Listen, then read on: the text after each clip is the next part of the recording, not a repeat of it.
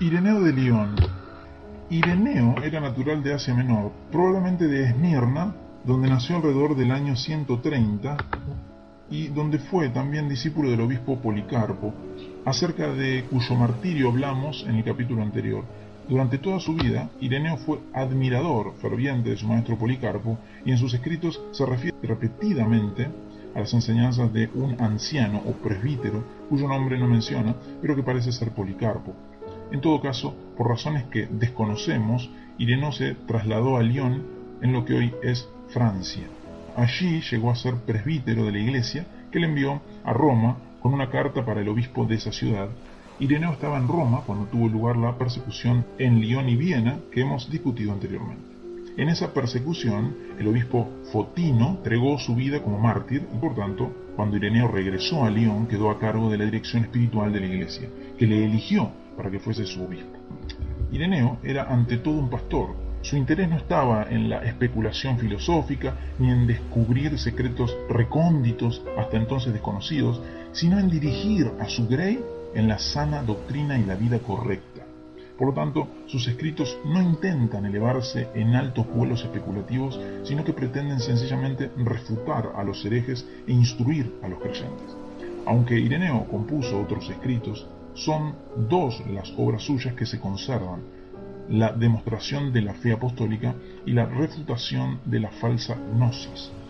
Esta última, mejor conocida como Contra las herejías, en la primera de estas obras, Ireneo se está tratando de instruir a su grey sobre algunos puntos de la fe cristiana.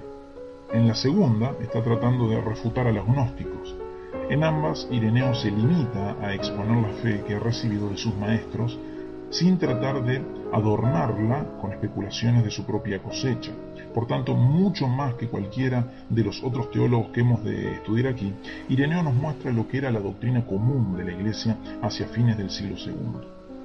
De igual modo que Ireneo es ante todo pastor, él mismo concibe a Dios como un pastor. Dios es un ser amante que crea el mundo y a la humanidad, no por necesidad ni por error, como pretendían los gnósticos, sino por razón de su propio deseo de tener una creación a la cual amar y a la cual dirigir, como el pastor dirige la grey hacia el redil.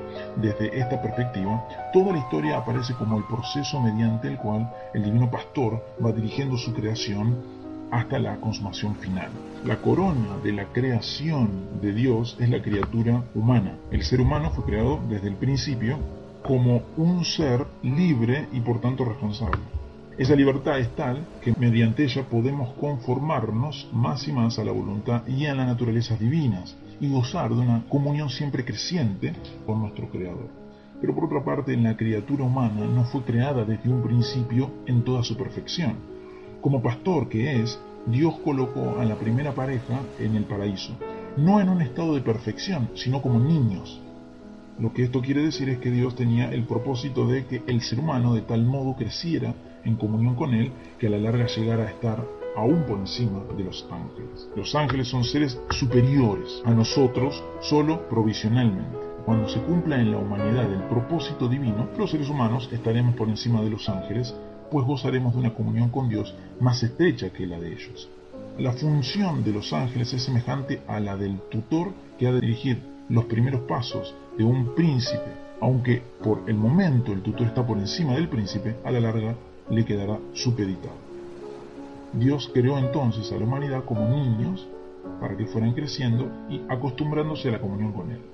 Además de los ángeles, Dios contaba con sus dos manos, el Verbo y el Espíritu Santo, para dirigir e instruir a la humanidad. Guiados por esas manos, los seres humanos hemos de recibir instrucción y crecimiento, preparándonos cada vez más para una comunión más y más íntima con Dios. Esto es lo que Ireneo llamaba divinización. El propósito último de Dios es hacernos cada vez más semejantes a Él.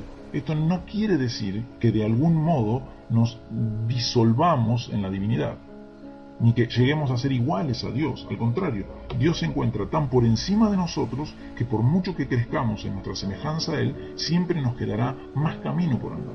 Empero uno de los ángeles, Satanás, sintió celos del destino tan elevado que Dios reservaba para la criatura humana y por tanto tentó e hizo pecar a Adán y Eva. Como resultado del pecado, la criatura humana fue expulsada del paraíso y su crecimiento quedó torcido. Por lo tanto, la historia tal como se ha desarrollado es resultado del pecado. Pero, si bien el contenido concreto de la historia de la humanidad es resultado del pecado, el hecho de que haya historia no lo es. Dios siempre tuvo el propósito de que hubiera historia. El paraíso no era sino el punto de partida en los propósitos de Dios para con la humanidad. Lo mismo puede decirse con respecto a la encarnación de Dios en Jesucristo.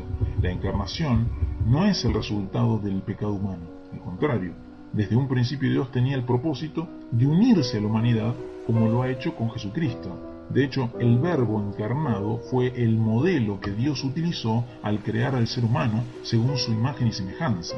Adán y Eva fueron creados para que, tras un proceso de crecimiento e instrucción, llegaran a ser como el Verbo que habría de encarnarse. Por razón del pecado, lo que ha sucedido es que la encarnación ha tomado otro propósito y ha venido a ser también remedio contra el pecado y medio para la derrota de Satanás. Aún antes de la encarnación y desde el momento mismo del primer pecado, Dios ha estado dirigiendo la humanidad hacia una comunión más íntima con Él. Por ello es que Dios maldice a la serpiente y a la tierra, mientras que solo castiga al hombre y la mujer. En el momento mismo de las maldiciones, Dios continúa llevando a cabo sus propósitos redentores. En esos propósitos, el pueblo de Israel juega un papel importantísimo, pues es en la historia del pueblo escogido que las manos de Dios han continuado su obra de ir preparando a la humanidad para la comunión con Dios. Por tanto, el Antiguo Testamento no es la revelación de un Dios ajeno a la fe cristiana, sino que es la historia de cómo Dios ha continuado sus propósitos redentores aún después del pecado de Adán y Eva. Por fin, al llegar al momento adecuado, cuando la humanidad había recibido la preparación necesaria, el Verbo se encarnó en Jesucristo. Jesús es el segundo Adán, porque en su vida, muerte y resurrección se ha creado una nueva humanidad, y en todas sus acciones Jesús ha ido corrigiendo el mal que fue hecho en el primer pecado. Pero más que eso, Jesús ha derrotado al maligno y nos ha hecho posible vivir en una nueva libertad. Quienes están unidos a Él mediante el bautismo, la fe y la comunión participan de su victoria. Jesucristo es literalmente la cabeza de la iglesia, que es su cuerpo. El cuerpo se nutre mediante la adoración, particularmente la Eucaristía, y de tal modo está unido a la cabeza, que ya va recibiendo los beneficios de la victoria de Cristo. En su resurrección ha comenzado la resurrección final, de la que todos los que forman parte de su cuerpo serán partícipes. Cuando llegue la consumación final y el reino de Dios se establezca, esto no querrá decir que la tarea de Dios como pastor habrá terminado. Al contrario, la humanidad redimida continuará creciendo en comunión con Dios y el proceso de divinización continuará por toda la eternidad, llevándonos siempre más cerca de Dios. En resumen, la teología de Ireneo consiste en una grandiosa y amplísima visión de la historia, de tal modo que los propósitos de Dios van cumpliéndose a través de ella. En esa historia, el punto central es la encarnación de Jesucristo, no sencillamente porque Él haya venido a enderezar la torcida carrera de la humanidad, sino también, sobre todo, porque desde el mismo momento de la creación ya Dios proyectaba la encarnación como punto culminante de su obra. El propósito de Dios es unirse al ser humano, y esto ha ocurrido en Jesucristo de un modo inigualable.